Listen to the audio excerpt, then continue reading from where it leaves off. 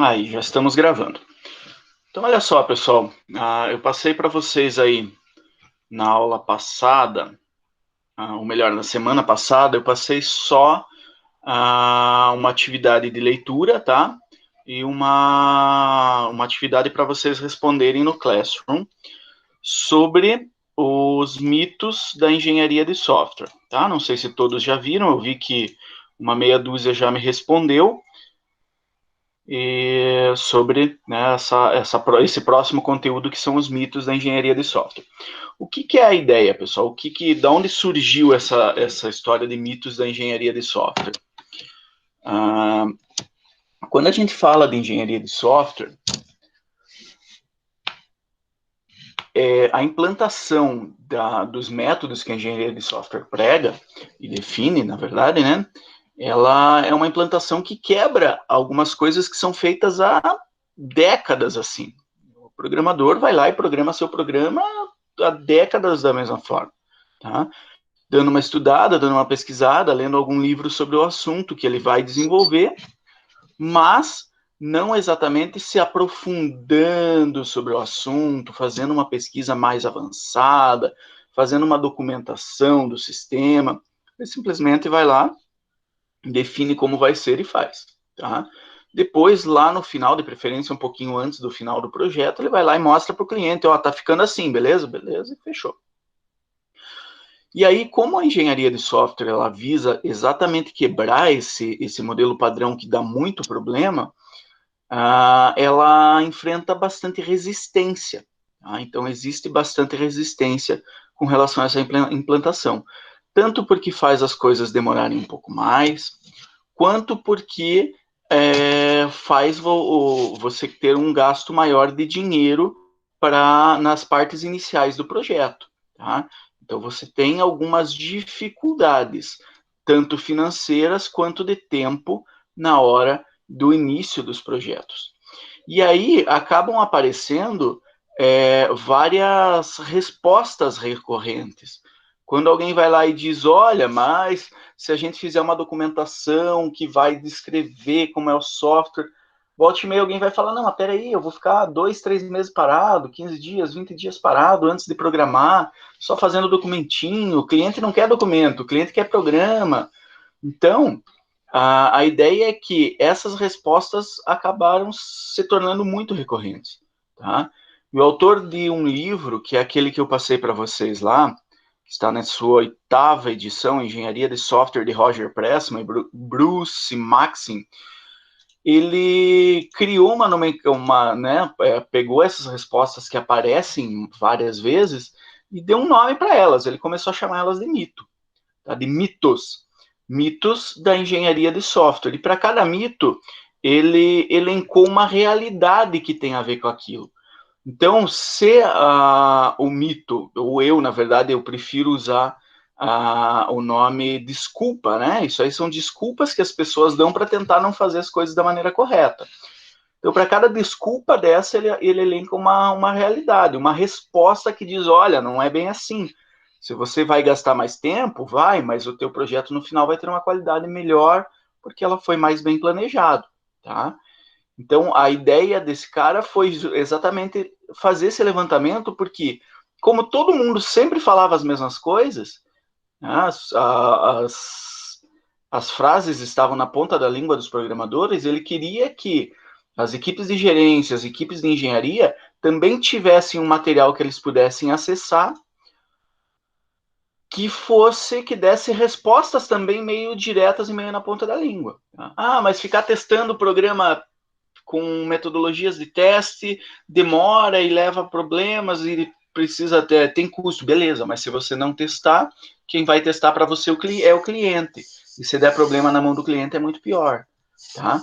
Então a ideia dele foi ter essas respostas prontas para que os engenheiros pudessem realmente fazer um uso melhor e convencer melhor na hora de adaptar ou de implantar esses processos da engenharia, tá?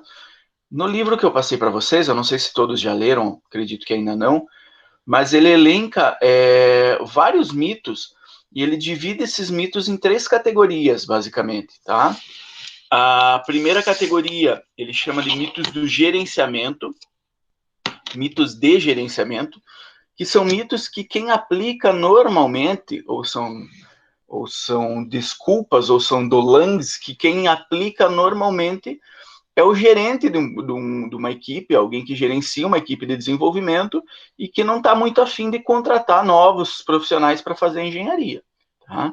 E aí, esses mitos têm a ver com a parte de gerência, organização de equipe, organização de tempo, organização de prazo, organização de custo, e ele tenta explicar que, olha, não é bem assim.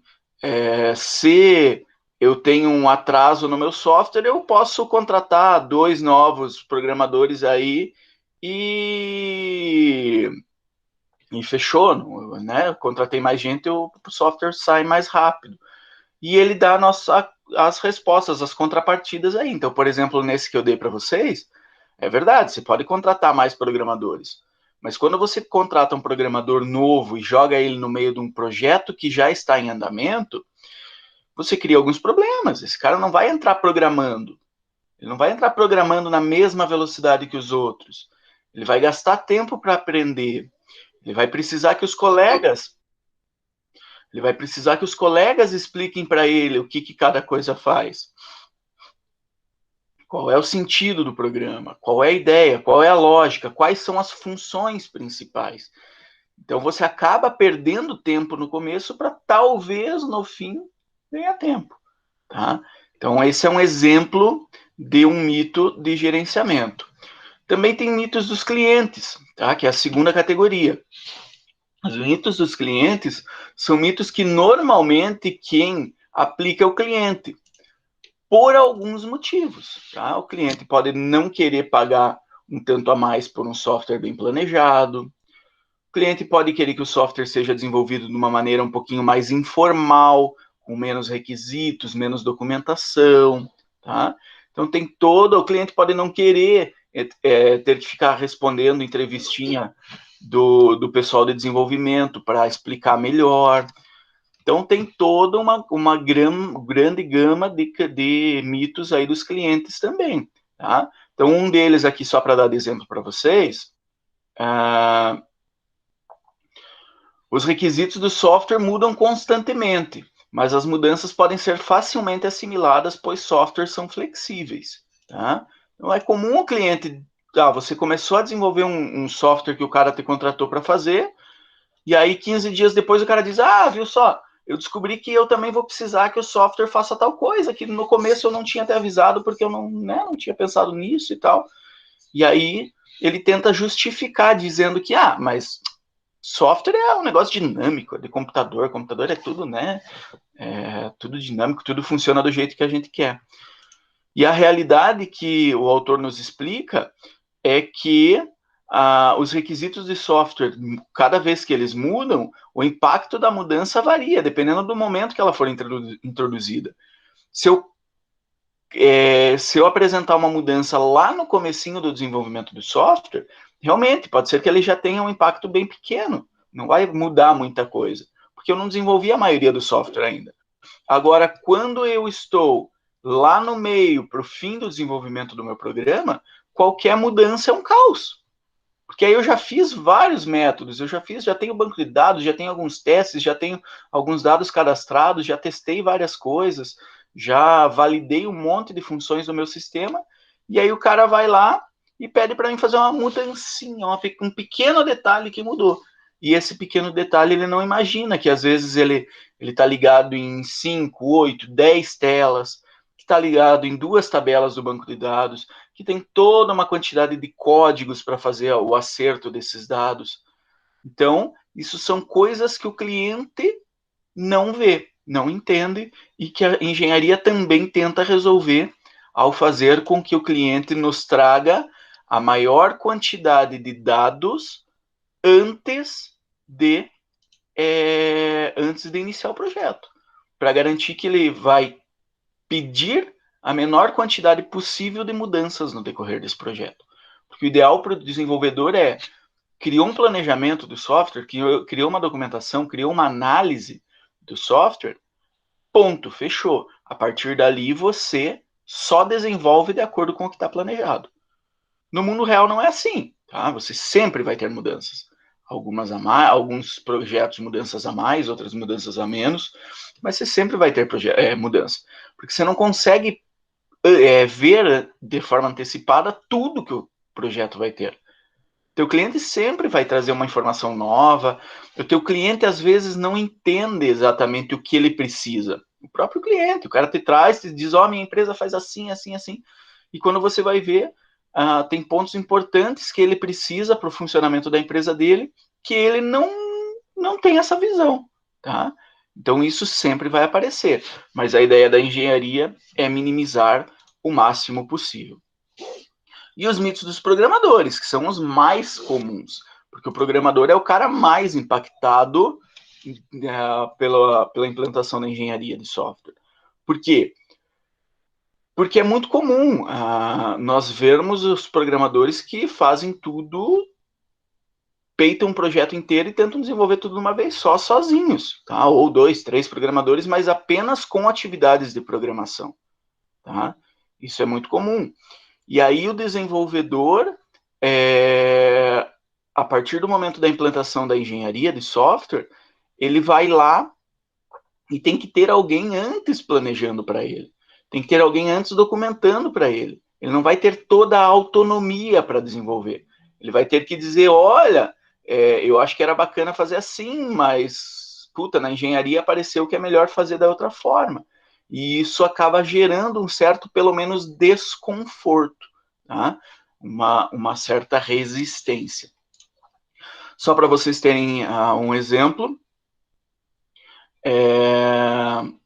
de mito do programador, né? Na verdade, no livro ele chama de mitos de profissionais da área. Para mim, são os mitos dos programadores. Um exemplo é que até que um programa esteja em execução, não há como avaliar a sua qualidade, tá? Ou seja, só dá para mim ver a qualidade do programa a partir do momento que eu compilei, executei e mandei para o cliente rodar. Quando, na realidade, a maioria dos mecanismos e das funções de garantia de qualidade de softwares e as mais eficientes, elas devem ser aplicadas a partir do começo do projeto.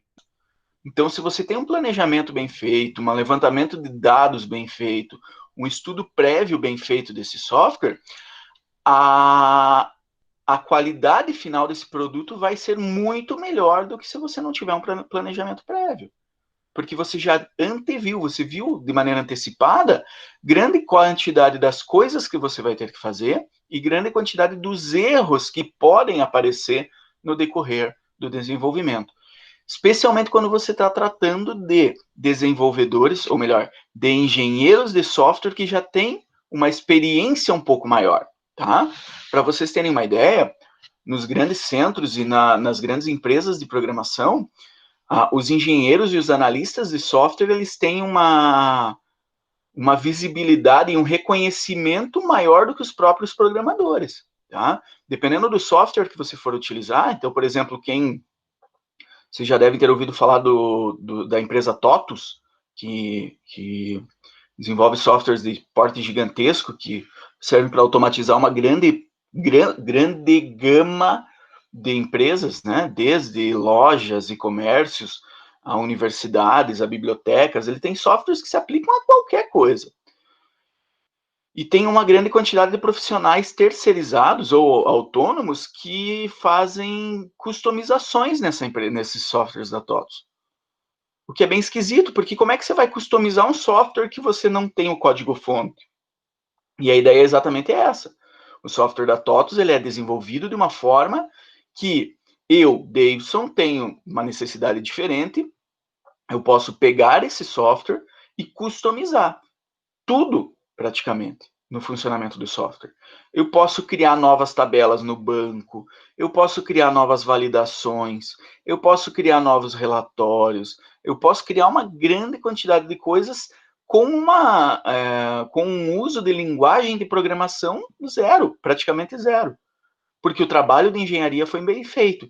E essas pessoas que terceirizam esses autônomos, eles não necessariamente são programadores. Ajuda muito, até porque você tem que escrever um tanto de código, principalmente em SQL, código de banco de dados, Mas eles precisam entender de regras de negócios. Eles precisam entender de engenharia de negócios. Eles precisam entender de engenharia de software para transformar a necessidade da empresa em um requisito novo dentro do sistema, em uma funcionalidade nova dentro do sistema. Então, quando esse cara vai lá e vende um software para uma biblioteca, e a biblioteca diz, olha só, é bem bacana essa forma que está feito, mas para os nossos livros aqui na biblioteca eu tenho um campo extra que a gente guarda ali, é uma informação, sei lá, de qual prateleira que ela tá. E aí, se o software não foi planejado para fazer isso, você vai ter problemas.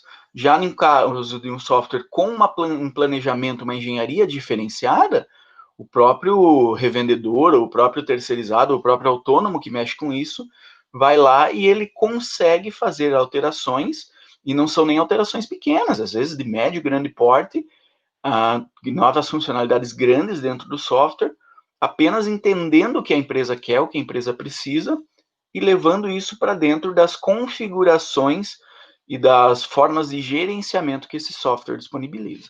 Tá? Então, a qualidade do software, voltando para o nosso mito, a qualidade do software, cara, não tem nada a ver com, depois que eu terminar eu vou ver. Tá? É assim como todo o sistema de qualidade ISO, por exemplo. Tá? Vocês já devem ter visto que várias empresas aqui na cidade, e várias empresas grandes, possuem selos de qualidade, ISO não sei o que, ISO 2000, ISO 2005, ISO 2900 e tanto. O que são esses selos de qualidade ISO? Esse padrão ISO, né, ele certifica a qualidade não do produto final. Então, no caso da Pormade, a Pormade tem 4, 5 certificações ISO. Mas a ISO não verificou nenhuma das portas que a Pormade fez, ou muito poucas delas. Por quê? Porque a ISO entende que para o produto final ser de qualidade, o processo precisa ser de qualidade passo a passo. Tá? Então, quando a ISO veio, quando a empresa que certifica as certificações ISO veio na Pormade, por exemplo, verificar, ela verificou, de quem que a Pormade compra madeira? É dessa e dessa pessoa. Beleza, esses fornecedores de madeira para a Pormade, eles têm algum padrão? A madeira é sempre a mesma? Ou o cara derruba qualquer árvore que tiver na frente? Não, eles se preocupam e derrubam sempre árvores de reflorestamento, que são do tipo pinos ou pinheiro, de tantos anos. Então beleza. Então os fornecedores têm um padrão. É sinal que a matéria-prima tem um padrão de qualidade. Beleza, e a cola? A cola formada em compra da empresa A e da empresa B e da empresa C. E essas três empresas, elas possuem algum selo de qualidade? Eles possuem algum padrão? Não, a cola sempre é testada, verificada e está sempre dentro desses requisitos. Tanto de porcentagem de resina, tanto de porcentagem não sei o quê. Então beleza. Então a matéria-prima da cola é de boa qualidade e é padrão. Então tá tudo certo até aqui. E as máquinas que a Pormade utiliza? Elas são máquinas de qualidade? Elas têm a manutenção constante? Então você analisa não o produto final, não a porta. Você analisa todo o processo que leva até a fabricação da porta. Tá? E aí sim você vai ter uma garantia muito maior do que a porta, o teu produto final, tá? Seja uma porta, seja o que você estiver avaliando, você vai ter uma garantia que, independente da qualidade ser altíssima, alta, média ou baixa, todas as portas que saírem vão seguir a mesma qualidade. Não vai ter aquele risco de, para o cliente A, para Maria Eduarda, entregou-se uma porta, nossa, top de linha, qualidade A, sem nenhum furinho, sem nada. Já para a Melissa, a porta veio mais ou menos. Já para o Leandro, não, a porta veio meia boca. Mas peraí, por que o mesmo produto varia tanto? É porque o processo varia. Tá? Então, a qualidade tem muito mais a ver com o processo de produção do que com o produto final. Beleza? Então, esse é o terceiro tipo de mito que a gente vai ver. Aí, eu não li todos os mitos para vocês e nem vou explicar todos eles, porque isso faz parte da atividade que eu já passei no Classroom. Então, eu coloquei o link do livro para vocês lerem. Tá? Eu coloquei o link do livro. Disse direitinho qual a página e qual o capítulo que vocês precisam ler. E passei uns exercícios que eu quero que vocês resolvam para a gente validar essa, né, quem está acompanhando e quem não está. Então, por favor, façam isso de preferência durante essa semana, que daí a gente já elimina esse conteúdo e fecha, deixa ele para trás aí, tá? E aí nós temos, já temos um pouco da introdução da engenharia, de quais são os mitos, quais são os problemas, quais são as respostas, quais são as soluções que isso aparece. E nós vamos começar a tentar entender como que inicia um projeto de desenvolvimento de software. Tá? Alguém me traz uma necessidade, e aí, como é que esse projeto vai começar? Então, basicamente, um projeto de software, ele começa com uma necessidade em algum lugar. Alguém tem alguma necessidade de resolver algum problema. Tá? Seja uma empresa, seja uma pessoa, seja uma organização, ela notou que, puxa vida, eu estou fazendo alguma coisa aqui de uma forma manual, ou eu estou fazendo num software, ou eu não estou fazendo e deveria estar, e ele começa a pensar que talvez uma das melhores formas de resolver esse problema seria através do desenvolvimento de um software. E aí ele procura alguém que vai tentar resolver esse problema, entender e resolver esse problema para ele, utilizando uma linguagem de programação que vai levar um software comercial pronto para ser implantado. Tá? Pra vocês terem uma ideia, um exemplo só, esses tempos atrás eu fui num dentista, lá em São Cristóvão. Fui no dentista lá em São Cristóvão, e aí, conversando com ele, conversando mais ou menos, né, porque eu estava com um produto na boca ali e tal, eu tava daquele, e aí, mas ele aparentemente, são cria o crime, ele aparentemente estava entendendo o que eu estava falando, e daí eu falei que trabalhava com informática, né, que dava aula e tal, ele começou a falar que ele tem um software na clínica dele que ele mesmo desenvolveu, e aí eu parei e pensei, porra, que bola fora, né? Você veja, o cara é dentista, achou uma necessidade, achou um problema dentro da clínica dele, testou 4, 5 softwares, inclusive 2 pagos, nenhum resolveu do jeito que ele queria, e aí ele foi lá, achou uma forma, um programa de desenvolver programas, e foi lá desenvolver o programa. Eu não lembro, Borão, até ele me falou qual foi o software que ele usou para desenvolver, mas eu não lembro exatamente qual que é o nome. É um programa que você desenvolve outros programas por meio que de assistente, sabe? Ele não é tão programação. Você faz as telinhas puxando os bloquinhos e ele já tenta fazer uma codificação por trás de como isso funcionaria. É bem limitado, isso, tipo funções pré-programadas, isso mesmo. Então ele vai lá e diz, eu tenho um cadastro de clientes. E aí eu coloco nome, RG, CPF, papapá. E ele já, então cadastro de clientes, nome, RG, CPF, e já cria o banco de dados. Ele é bem limitado, ele não te dá muitas funções. Tá? Por quê? Porque se é pré-programado, é só aquelas funções pré-programadas que ele já tem. E aí, mais para o cara serviu. E ele fez o programa do jeitinho que ele precisava. Tá? Do jeito que ele precisava. E colocou para funcionar e estava usando. Qual foi o principal diferencial que ele tinha? Quando você... Eu vou explicar do jeito que eu entendi, tá? Talvez alguma coisa esteja fora aí. Espero que não tenha nenhum dentista assistindo. Quando você vai lá e verifica, o cara tem uma cárie no dente tal. Esse aqui. Esse dente tem uma numeração, tem um código, tem um número que representa ele dentro da boca da pessoa. Então, se ele disser que a cárie está no dente B3, é esse dente aqui, tá?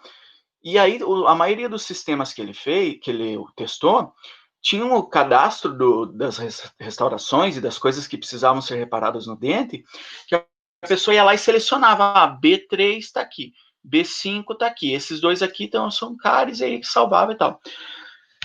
Só que ele queria um negócio diferente. Eu não sei se algum de vocês já foi em algum dentista, que ele te dá uma folhinha assim, principalmente quando você vai fazer raio-x, e tem toda a arcada dentária desenhada com os nomes dos dentes, e a pessoa desenha nesse dente qual é o problema.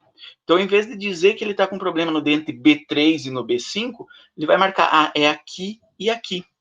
E os programas que ele utilizou, que ele testou, eles faziam esse cadastro dos problemas, mas não de forma visual. E o que esse cara gostava de fazer? Ele gostava de, quando fizer esse cadastro dos problemas, das cáries, das obturações, dos orçamentos do que ele iria fazer, ele gostava de mostrar para a pessoa. E quando ele mostrava, nos outros programas dizia B3, uma cárie, B5, uma obturação, C8, uma extração. Mas não era assim que ele queria. Ele queria mostrar como era na folha manual, com a arcadinha dentária desenhada e a observação do lado. O B3 é esse aqui, ó. Esse aqui teve uma cárie. Já esse outro aqui foi extraído. E ele não achou nenhum software que fazia isso. E aí ele desenvolveu o software, um dentista sem experiência nenhuma em programação, assistindo videoaula, lendo manual, tutorial e tudo mais, e desenvolveu o software que fazia do jeito que ele queria. Ele até tinha que selecionar a B3. Quando ele selecionava o B3 e marcava que era uma obturação, no mapinha já aparecia aquele dentinho pintado com um asterisco do lado, dizendo aqui teve uma obturação. E aí ele passou a nem precisar imprimir os orçamentos, só se a pessoa quisesse. Ele só virava a telinha pro lado da pessoa e dizia, ó, teu orçamento é esse aqui, ó. Esse dente aqui tá com cárie, esse aqui tá com cárie, esse aqui precisa extrair, beleza? E aí fechou. Eliminou o problema dele. Então, todo o processo de software nasce de uma necessidade. E quando vocês forem pensar em desenvolver um software, pensem nisso. Eu achei o cara extremamente inteligente. Eu literalmente fiquei de boca aberta com ele falando. Tá? Por quê? Porque o cara notou uma necessidade e ninguém resolveu para ele. E ele foi lá, bateu no peito e resolveu. Aos trancos e barrancos, do jeito que ele conseguiu. Talvez não seria a melhor linguagem de programação, talvez o resultado seria muito melhor se fosse por uma equipe, seria. Mas aquele problema que ele tinha, ele resolveu com um software. E eu arrisco dizer para vocês que se ele colocasse para vender aquele software dele, ele iria vender muito mais que muito programa comercial voltado para dentista. Tá? E aí, nós estamos como eu falei, é um bola fora nosso. Cara, é nossa função encontrar problemas, desenvolver, vender e ganhar dinheiro com isso. E nós estamos perdendo, porque nós não estamos entrando dentro da ideia ou da cabeça das empresas e dos donos de empresas que têm necessidades.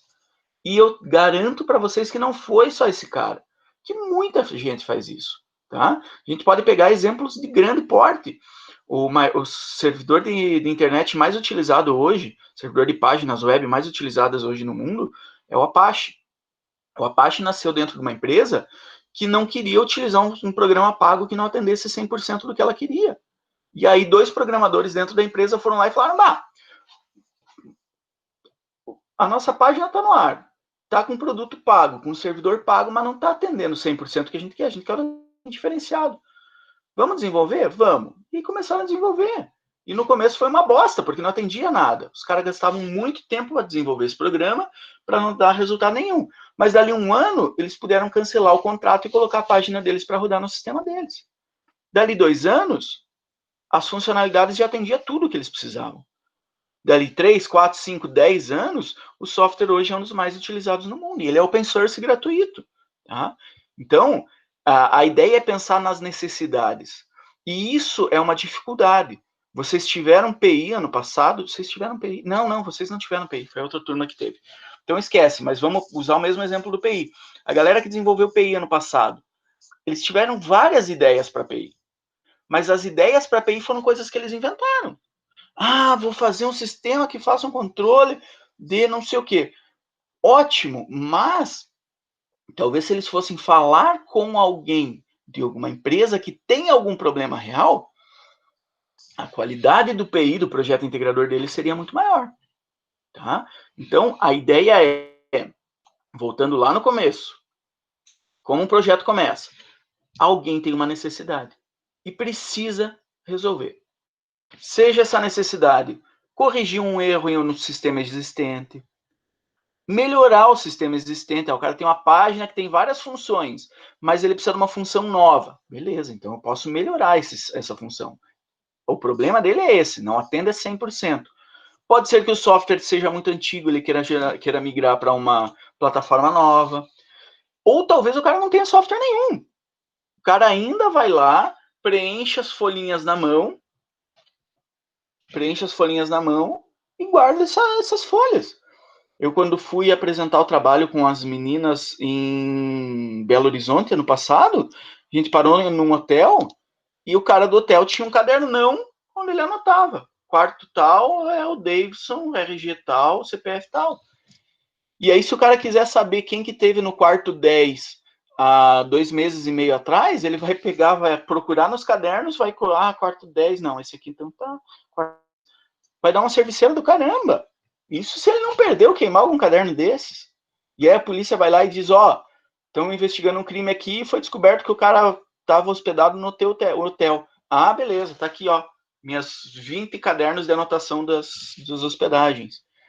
Então, a última possibilidade o cara não tem sistema nenhum. O sistema dele é manual. E um sistema manual existe. Tá? O cara sistematizou tudo, utiliza sempre o mesmo padrão para fazer, para resolver as coisas, mas esse padrão, esse sistema é feito num caderninho. E ele anota e tem todas as informações que ele precisa. E a partir do momento que alguém tem uma necessidade, cabe ao cara da informática, normalmente, tá? Cabe ao cara da informática notar que, opa, então olha só, você precisa fazer controle de orçamentos de dentista, mas você quer que apareça a arcada dentária e apareça marcadinho na figura qual que é os problemas? Ah, é isso. Então tá, então esse é o diferencial. Eu vou ver todas as informações que você precisa, vamos conversar até que eu entenda como que funciona o orçamento para o dentista, quais dados que ele precisa guardar, o que ele precisa fazer, o que o software precisa fazer, e aí sim eu vou sentar e transformar isso num documento. E a partir do momento que o engenheiro ou que alguém do desenvolvimento vai conversar com o cliente, começa o processo de engenharia. O processo de engenharia começa quando você começa a extrair informações do teu cliente para fazer, primeiro, entender o software, depois desenhar ele, planejar, começar a desenvolver e entregar para o cara. Então, tudo isso engloba um processo de desenvolvimento que tem o início em uma necessidade. Então, sempre que vocês forem pensar, a gente pode pensar, inclusive, dentro do nosso curso. Talvez esse ano vocês queiram ajudar num projeto de pesquisa, ou a gente não vai ter MIPEC, mas algum evento que o Instituto vai ter e você queira fazer algo, a melhor maneira de você começar um projeto é encontrando o problema. Encontrando o problema, você tem um projeto de qualidade para desenvolver. Tá? E a partir daí, a equipe de desenvolvimentos vai lá e vai a equipe de desenvolvimento do projeto vai lá e vai começar a fazer esse processo de engenharia. Tá? E ele normalmente começa de maneira informal, com uma conversa mesmo. O cara normalmente, quando ele começa a ter a ideia de um sistema, de um problema que ele precisa resolver, ele não está nem pensando que isso vai ser através de um software. Ele talvez esteja pensando em fazer um caderninho, uma planilha, um Excel, o que ele quiser para resolver aquele problema dele. E aí, em algum momento, ele nota, puxa vida, no manual eu anotando todas essas informações aqui não vai rolar, é muito complicado, é muita informação, vou perder tempo, vai ser problema. E aí ele começa a ter a ideia de conversar com alguém do mundo do desenvolvimento de software para transformar isso em um processo de software. E a partir daí, a partir do momento que surge a ideia de transformar essa resolução do problema em um software, começa a engenharia. Aí nós começamos a trabalhar, os engenheiros de software começam a trabalhar. E é muito importante a gente notar isso, que essa divisão entre engenharia, análise e programação, ela é muito clara na teoria, Mas nas empresas, principalmente nas empresas de pequeno porte, elas são um pouco confusas, tá? Vocês vão notar, se vocês procurarem vagas de emprego de programação, eu sei que todos vocês querem trabalhar com programação, então vocês procuram alguma página que faça publicação de vagas de emprego, vocês vão notar que o nosso mercado de trabalho de programação, de informática em geral, ele é extremamente esquizofrênico. A empresa não sabe o que ela quer, a empresa não sabe o que ela precisa. Aí ela vai lá e publica uma vaga. Procura-se programador com experiência em engenharia e análise de software, que entenda das linguagens HTML, PHP, JavaScript, banco de dados A, B e C, diferencial conhecimento em métodos ágeis de desenvolvimento. Beleza. E aí, salário, R$ 2.500. Pô, que ótimo! Então, eles estão procurando um programador que, ao mesmo tempo, é um programador back-end e front-end, ou seja, é o cara que programa o sistema que vai por trás da tela para fazer todo o sistema funcionar, e também é o cara que programa a interface com o usuário, entenda de banco de dados e de toda a gerência necessária para um banco de dados, seja engenheiro e analista, e tudo ao mesmo tempo, com um salário inicial baixo, relativamente baixo para uma vaga desse porte. A minha expectativa olhando uma vaga dessa é que dali 2 promoções eu vire dono da empresa. Porque o cara quer que eu entenda de tudo.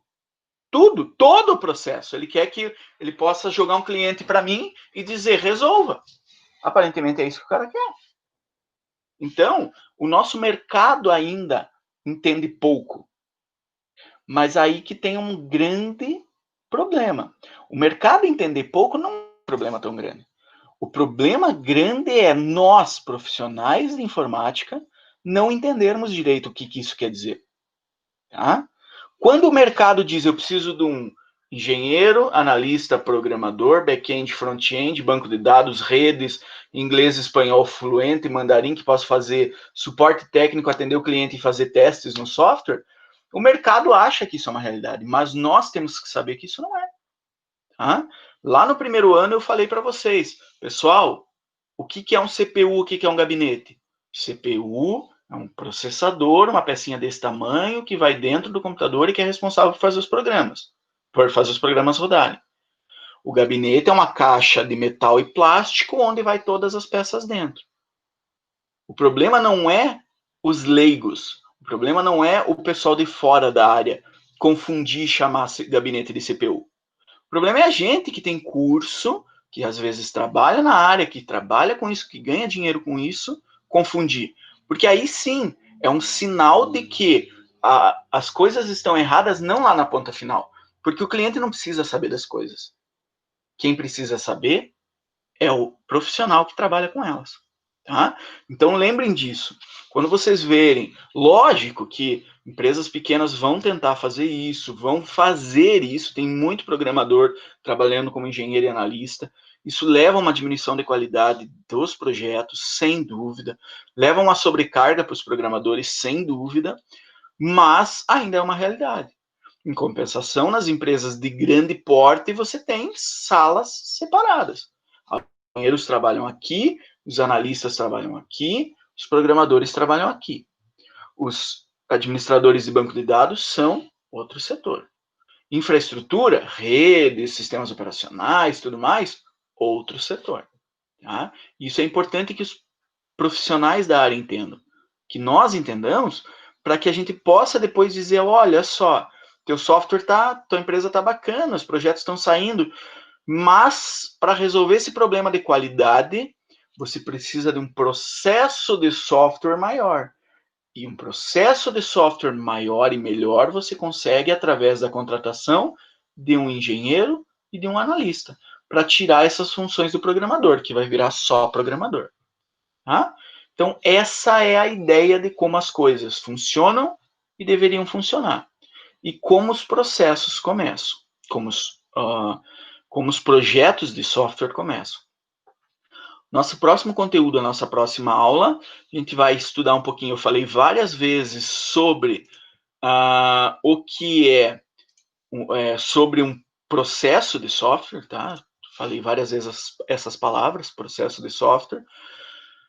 E a ideia para a próxima aula é que nós estudemos um pouquinho o que é e como funciona um processo. Quando eu falar processo de software, o que eu estou falando? É um processo de desenvolvimento. Beleza, mas engloba o quê? Engloba isso, isso, isso. Então, o nosso próximo passo, o nosso próximo conteúdo é estudar especificamente os processos de software, para ver o que eles fazem e para que eles servem. Beleza? Então, para quem não leu, acho que são umas 4 páginas do livro que eu passei, e não fez os exercícios ainda, por favor, essa semana providencie, que daí a semana que vem a gente já dá andamento no nosso conteúdo. Lembrando que essa disciplina ela é a disciplina do professor substituto do professor Douglas, tá? E a contratação dele aparentemente não saiu para já, tá? O governo não liberou a contratação na época de pandemia por entender que, como a gente está trabalhando só à distância, não justificaria contratar o cara. Como eu fiz o planejamento desse projeto de atividade não presencial, eu vou continuar ela como se ela fosse minha, tá? Para que a gente possa adiantar um pouquinho mais e eliminar mais um pouco de carga horária para vocês. Mas a ideia é, assim que sair a contratação, que provavelmente vai ser só quando nós voltarmos às atividades presenciais, lá por 2036, aí esse cara possa ser contratado e assumir essa disciplina para finalizar com vocês. Tá? Só estou explicando que eu vou continuar, ela não era minha, mas eu vou continuar para eliminar essa carga horária e para a gente não ter que repor mais matérias no final.